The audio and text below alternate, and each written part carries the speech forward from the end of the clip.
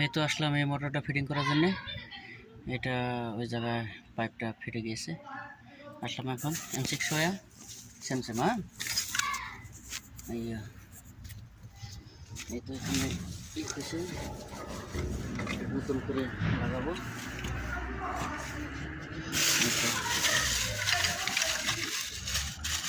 নতুন করে আগে মাহবাস লাগানো ছিল না, দেখেন। তারপর ট্যাঙ্কির পানি শেষ হয়েছে, তারপরে যে কাজ করার নিয়ে আসা হলো। এখন আমি মাহবাস লাগিয়ে দিই রেসিপির জন্যে।